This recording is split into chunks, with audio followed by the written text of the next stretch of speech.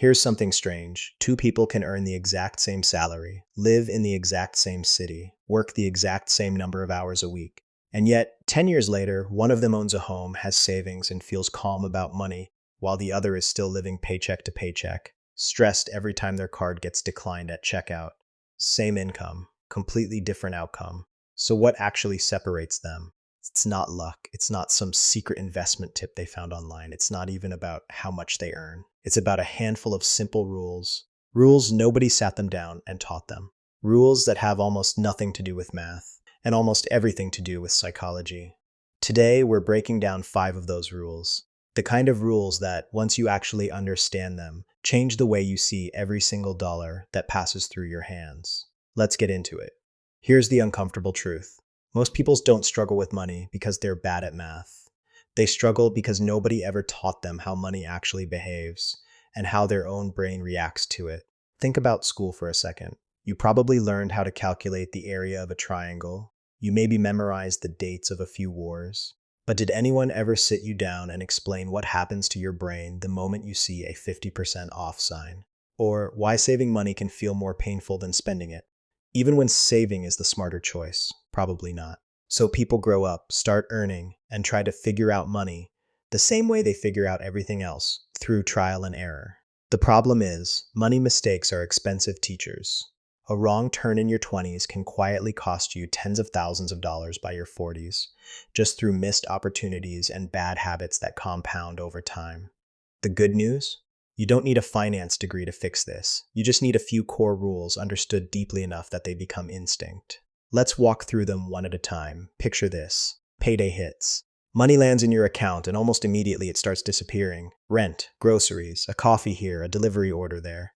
By the time the month ends, whatever's left over, if anything, is what you consider savings. This is how most people approach money. Spend first, save whatever survives. The problem is, there's almost never anything left.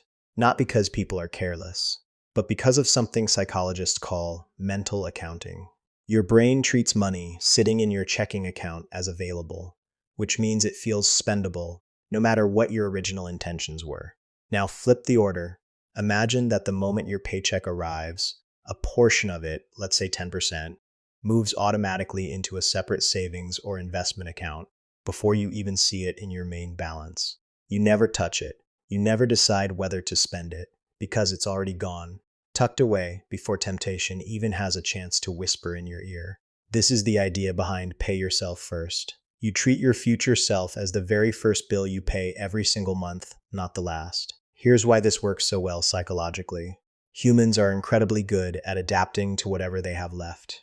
If you have $400 of spending money for the month, you'll somehow make it work. If you have $350, you'll adjust and still make it work. Your lifestyle bends around whatever remains. So by removing that 10% first, you're not really sacrificing anything you'll consciously miss. You're just quietly rewiring your future. Let's talk about a trap that catches almost everyone at some point. It's called lifestyle inflation, and it's sneaky because it feels like progress. Imagine you get a raise, genuinely exciting, more money every month. So what happens next? Maybe you upgrade your apartment. Maybe you start eating out more. Maybe that car you've been eyeing suddenly feels affordable. None of these decisions feel reckless in the moment. Each one feels like a reasonable reward for your hard work. But here's the trap. A year later, your income has grown, yet somehow you're still living paycheck to paycheck. How is that possible? Because your expenses grew right alongside your income, sometimes even faster. This is lifestyle inflation, and it's one of the biggest reasons people earn more over the years, but never actually build wealth. Think of your income and your lifestyle like two people walking side by side. If they always walk at exactly the same pace, the gap between them, which is your savings, never grows. But if you deliberately let your income walk just a little faster than your lifestyle, that gap widens every single year. That gap is where wealth actually lives. This doesn't mean you can never enjoy a raise. It means being intentional. A simple approach many people use is this. When your income goes up, let yourself upgrade your lifestyle with only a portion of that increase, and send the rest straight into savings or investments. That way you still feel the reward of earning more, but you're also quietly building a gap that compounds over time. Now here's a psychological trap that keeps people from ever starting to invest at all. Most people wait for the perfect moment. They tell themselves they'll start investing once they have more money saved up, or once the market looks safer, or once they've done enough research to feel 100% confident. The problem is, that perfect moment almost never arrives, because there's always some reason to hesitate.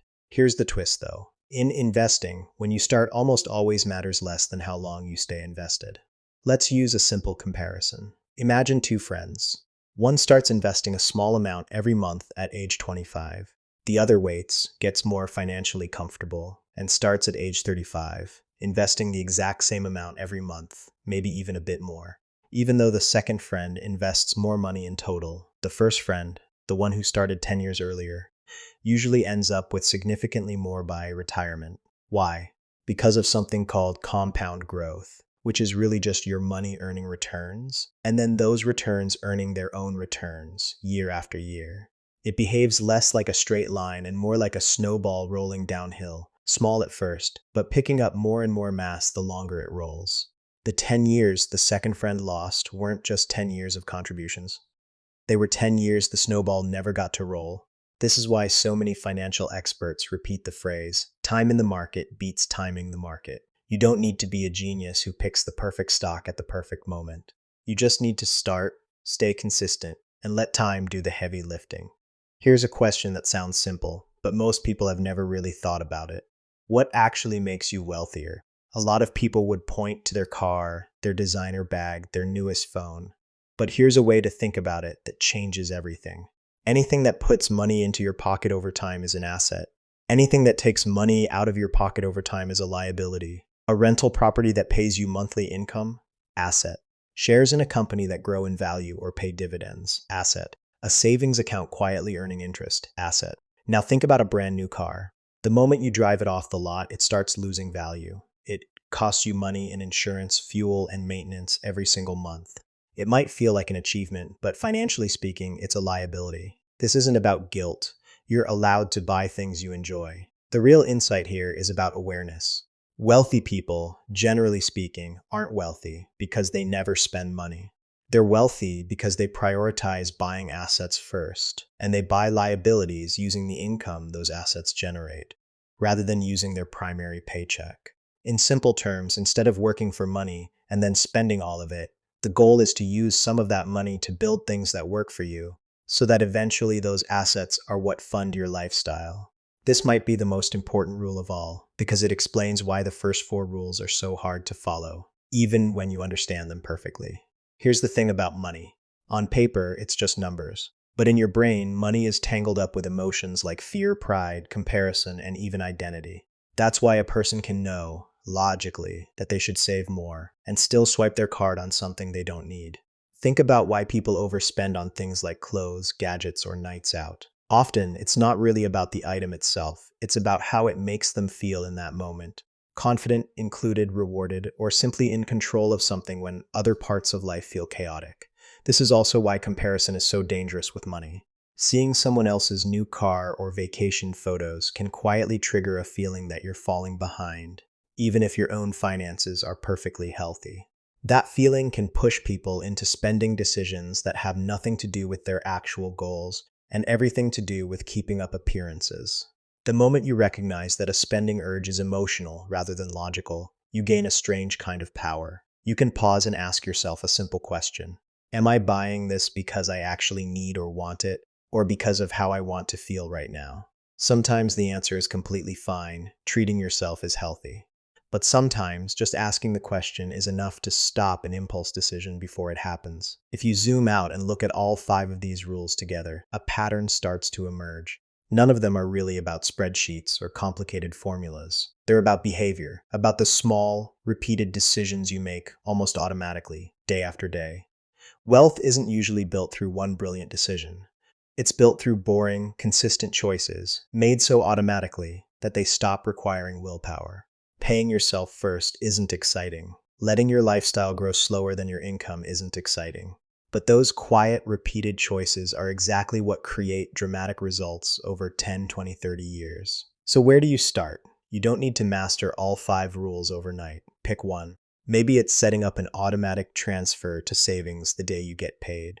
Maybe it's simply asking yourself before your next non-essential purchase, whether it's an emotional decision or an intentional one. Small, consistent shifts, repeated over time, are what quietly separate the two people we talked about at the very beginning.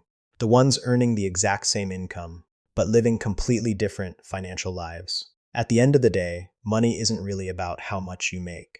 It's about the rules, seen and unseen, that quietly guide every decision you make with it. The people who build real wealth aren't necessarily smarter, or luckier, or earning more than everyone else. They've just learned to work with their own psychology instead of against it.